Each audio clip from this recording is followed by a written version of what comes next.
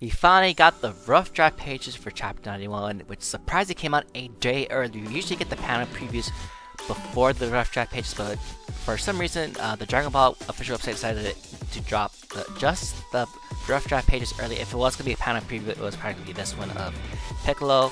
Obviously, you have a pretty good idea where this is going if you have seen the movie or not, which is, of course, superhero. And let's just get into it. We have actually the full 10 surprising pages of the rough draft pages, fully translated by DBS Chronicles, so props to him as always. Obviously, you can see right there. Next Monday, from the time when you're watching this video, or whenever you are, which is March 20th, we will have the full chapter out for Chapter 91. So let's get to it right now. So let's see. As of course, as always, props to DBS Chronicles for the translations for this month's chapter of the rough draft pages. Anyways, right here, see right there, Piccolo right there, and notice that this is the first page, but we usually get a title of this month's chapter in the first page. But notice that one key detail, it's not there. So we're gonna get the title of this chapter much later on. I don't know if it says there or not in the website, but we'll see from there. See right there, Piccolo waiting what it looks like to be Pan's school, and obviously it is, because you see a bunch of kids out there looking for their parents. One girl calls for her daddy, and another teacher says, oh no, another student says, see you tomorrow, teacher, right there. So there's that. You can see right there, very familiar. That is, of course, Pan's teacher right there, designed by Toriyama, not Toritaro. You can see right there, Pan right there, making her debut for this arc, calling for Piccolo-san. Piccolo says, yo, Pan, I'm here to pick you up. Pan says, huh? But where are Mama and Papa? Gohan and Videl both said they had things to do. I'm actually a little bit, not flabbergasted, but I just find it funny that Piccolo refers to Pan as their names, actual names, not your mom and dad. A little bit funny tidbit right there. It's so shameful, such irresponsible parents to prioritize their own lives over picking up their own children. That's actually kind of funny, coming from someone that didn't even have kids, which is Piccolo. But I'm more than happy to see you here, Piccolo-san. Actually, she looks great. The way she's drawn looks amazing, especially Piccolo too. These are really great details that Toritaro drew up here. Piccolo smiles. Her teacher waves goodbye. Now Piccolo says, so what now? They said it'll take them a while to come back. Want to visit my place again? Videl's response was, yes, let's go, let's go. Obviously, this is not quite the introduction to the movie, but it's getting close to there. I see right there, Piccolo's house. Hiya. Pan obviously practicing her karate moves.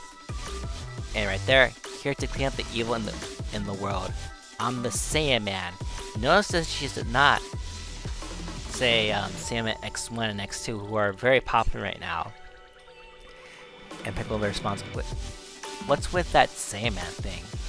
And Pan responds, Goten-kun and Trunks-kun are transforming into superheroes. Piccolo replies with, they're doing such a thing, come to think of it.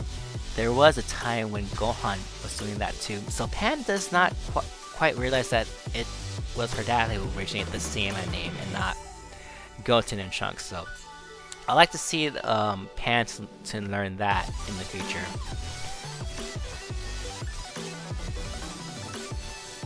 See right there. I can never understand how these Saiyans think. Pan responds, but you know what? Neither of them study at all, so they stop being superheroes. That's actually kind of funny if you think about it. Especially my grandma, she got so mad. Chi-Chi, huh? She's still the same educator mother. So it turns out throughout the years, Chi-Chi's productivity the same. Obviously, a little bit negating of what she was in the Blue Saga, especially how she taught Goten how to fight instead of really focusing on his studies. But obviously, as we see right now, the Goten is focusing on his studies, but Chi-Chi's like more on it. I want to become one too, a superhero. Like, hey, don't you go too far. I mean, that way, too far. That way, there's a cliff ahead. Obviously, there's a frog that jumped off right there. Now, a lot of people, let's take a zoom in right here. A lot of people think this is Ginyu's frog, but as you can see here, that frog does not have antennas like the Ginyu frog does, so it is very unlikely that this is the same frog. I really doubt it, and also you can't really see like the little black spots on its back. Obviously it's a far away image, but no antennas right there, which will be in the Mechium frog, so it's completely different, but yeah, there's that. So it's very unlikely that is the Ginyu frog. Pan flies out, Piccolo says watch out. Piccolo runs towards the cliff, and he sees Pan safe and sound. Look, I saved this frog. So save the frogs, that's pretty cool. Let's just take another look just in case. It's still hard to see, but I doubt that's the Ginyu frog, but who knows, I might be wrong. Obviously, Piccolo says, phew, you scared the hell out of me. Yo, you sure got some guts, Pan. If you want to become a superhero so badly, how about I train you then? What, really? It was around the same time I taught your father how to fight, so it's time for you to learn as well. Yes, Pan was 3 times, so like, she's a year younger than Gohan when Piccolo trained him, so a little bit younger, but somewhere around the same age. Pan responds, alrighty. Piccolo responds, I'll turn you into an outstanding member of the Demon Clan, which is very funny because we haven't heard Piccolo talk about the Demon Clan since the Grotto Jr. saga, and he said the same thing to Gohan when he trained him in time for the Saiyan, so that's pretty funny. Alright, let's go. Pan responds. She's super happy with her yays, and then Piccolo responds with, hey, don't play with those. Obviously, Pan playing with the antennas. Yeah, cut it out already, Pan. So, I don't... Yeah. Okay, there's this one thing that was kind of interesting that I did not touch on initially, and that's, if Goten and Trunks are superheroes, their identities are supposed to be a secret, unless, Goten and Trunks are really, really bad at keeping their identities from their family, so I'm not surprised, especially if that Bulma did hint that she knew what Trunks was doing, so I wouldn't be surprised if Chi-Chi would ask as well. So, as we continue, Police Department in West City. See right there the Red Ribbon Army with, it looks like Commander Red right there, actually.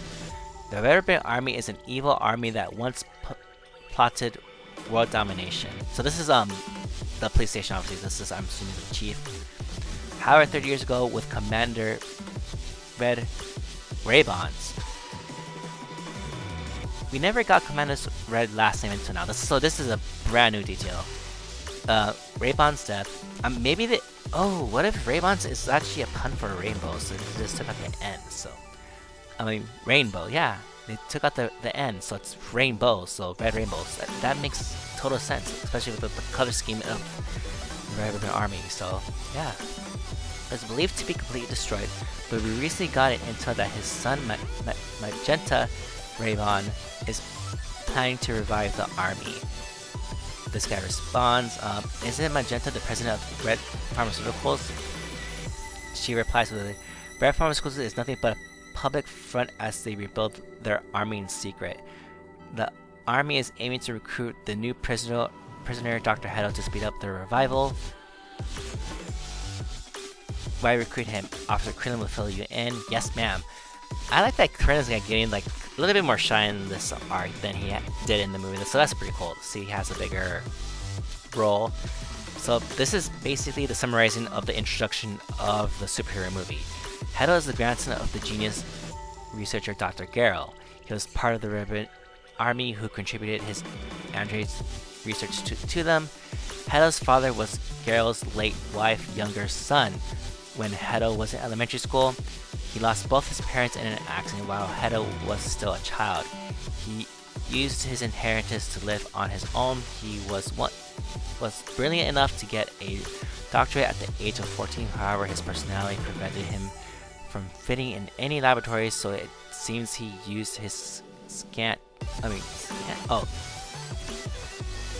his remaining inheritance to continue his research of his own. I think scant is a type. I think that's supposed to be mispronounced. Obviously, here you see right there, this is actually taking from the introduction of the movie of showing Dr. Gero and Volmi, who is to be inspired to be Android 21, obviously, and you can see right there, supposed to be Android 16. Actually, the person that he's based on right there. You still don't see the picture of Gero's other younger son and his wife to make Hedo right there. So it's basically an alternate course of showing the introduction of Hedo that is different from the movie, obviously minus the montage of the Revenant Army's history. But why does the Revenant Army want to recruit Hedo? Hedo has Gero's important research data stored in his mind. If they get their hands on that data, we're doomed. Am I right, Officer Krillin? Yes. We must stop them at all costs. We can't let Hedo or the data get to their hands. Hedo will be out in 3 months, so this is still 3 months before the movie, is supposed to take place, so it still has some time left. The Revenant Army will surely contact him at the right moment, and we must not give them a chance. We must find their base and put an end to their ambitions. Roger that. So, and right there, Red Pharmaceuticals. There's a little B Hachimaru, I'm assuming right there. Possibly spying right on the Red Pharmaceuticals. There's Carmine right there. Hachimaru following Carmine into what we saw in the introduction of the movie. With Magenta right there. What's up, Carmine? Did you find about this Dr. Hedo or whatever guy? And this is the last page.